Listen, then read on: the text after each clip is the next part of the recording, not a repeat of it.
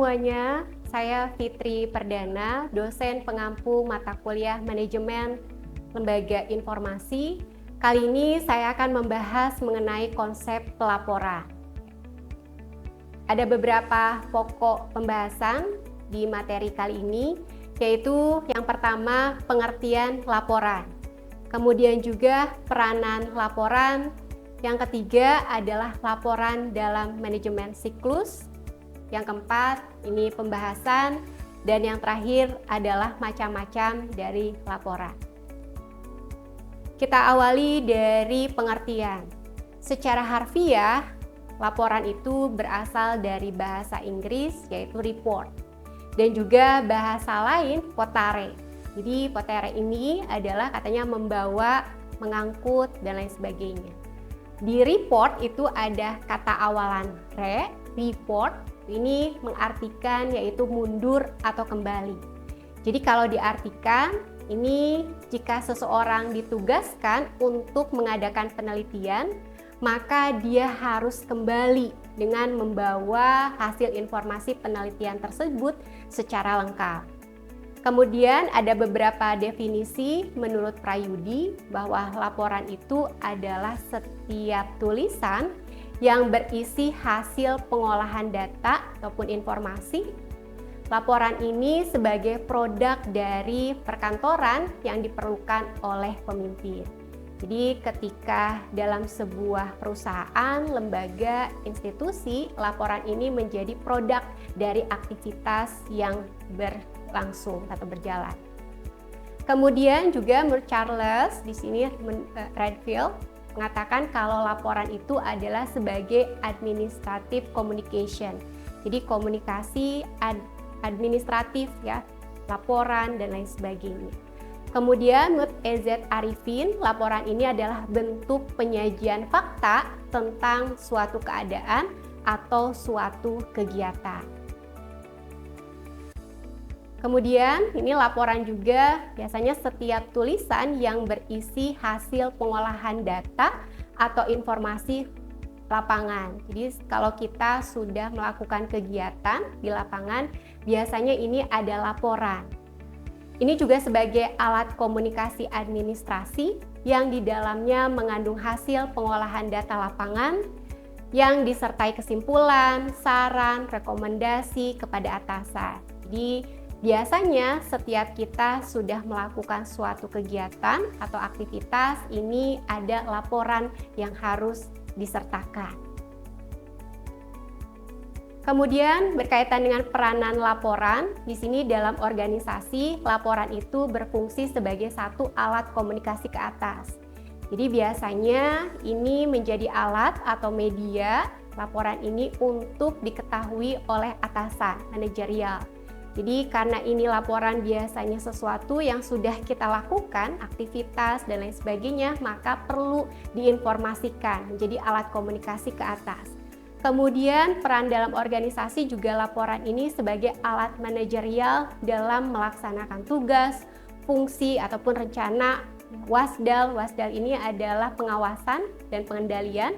Begitu juga untuk pengambilan keputusan, karena biasanya ketika kita akan mengambil keputusan, atasan itu biasanya melihat laporan yang ada. Kemudian dalam administrative communication, ya, laporan ini sebagai pertanggungjawaban atau wasdal, pengawasan dan pengendalian. Jadi jelas ya, karena adanya laporan ini juga menjadi sesuatu bahan pertanggungjawaban. Kemudian penyampaian informasi, karena tadi ya dalam laporan itu ada data, fakta, informasi, maka laporan ini juga sebagai media atau alat untuk menyampaikan informasi. Kemudian peranan lainnya adalah bahan pengambilan keputusan. Ya jelas karena ketika seorang pimpinan dalam manajerial itu akan mengambil keputusan, biasanya melihat laporan, arsip, dokumen yang tersedia. Kemudian alat pembina kerjasama, ini juga ketika membangun kerjasama, institusi lain ini akan melihat laporan-laporan yang tersedia sebagai alat untuk membina kerjasama. Yang terakhir adalah alat mengembangkan cakrawala atau wawasan. Karena dalam laporan itu terdapat data, fakta, informasi, maka banyak hal yang bisa dipelajari dalam laporan tersebut. Kemudian nih kalau kita lihat siklus, kalau siklus itu biasanya berputar ya dalam manajemen. Nah, laporan ini biasanya berhubungan dengan berbagai macam kegiatan. Makanya ada istilah laporan perencanaan, ketika merencanakan ada laporannya.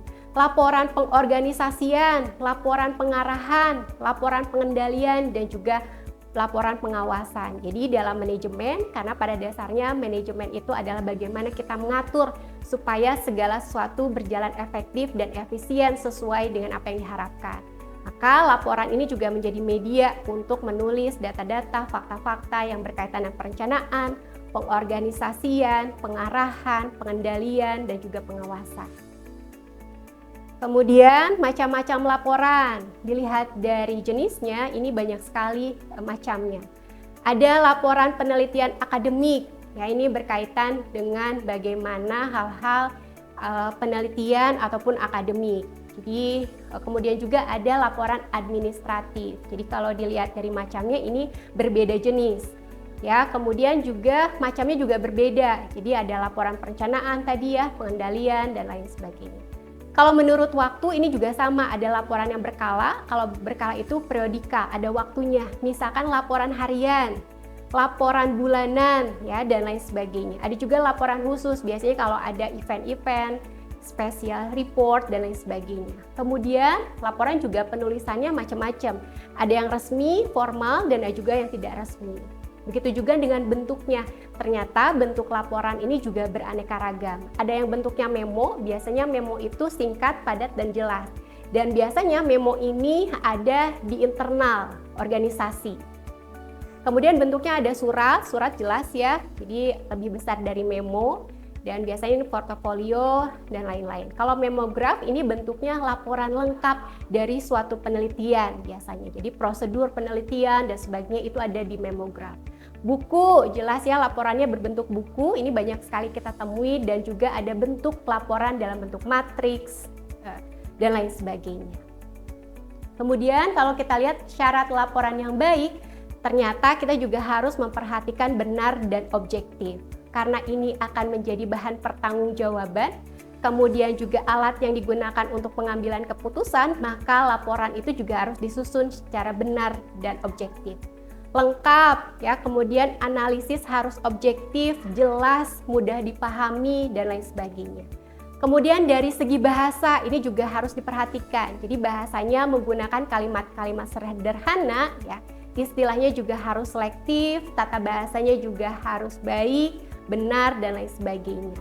Kemudian ini juga harus langsung mengenai sasaran. Lengkap juga itu menjadi syarat pelaporan yang baik dari segi isi, penunjang dan sebagainya.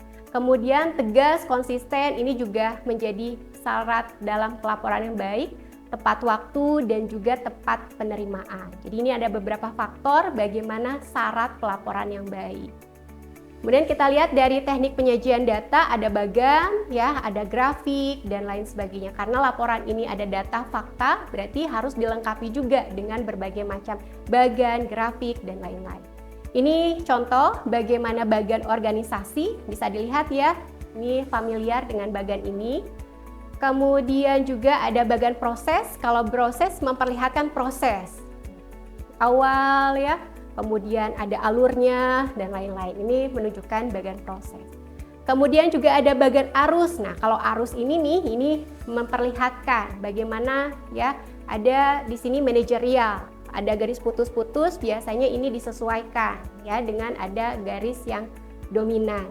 Ya, seperti ini. Kemudian juga ada bagian arus. Nah, terlihat ya, arusnya nanti bisa dipelajari lebih lengkap. Kemudian juga ada bagian perbandingan. Kalau perbandingan berarti memperlihatkan perbandingan. Jumlah, ada jumlah ya, A dan B dan lain-lain.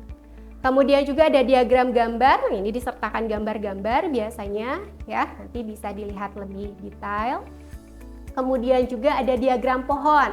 Kalau pohon ibarat suatu pohon biasanya tuh ada akarnya. Akarnya ini menjadi sebab ya, akarnya tuh. Jadi akar-akar ini menjadi sebab dan ini sampai ke atas ada akibatnya kalau di diagram pohon. Grafis ini seperti ini bisa dilihat contohnya. Kemudian juga ada grafik batang, ini memperlihatkan ya Ada batang-batang dalam artian ini ada persentase perolehan. Kemudian juga grafik lingkaran, ini contohnya seperti ini ya.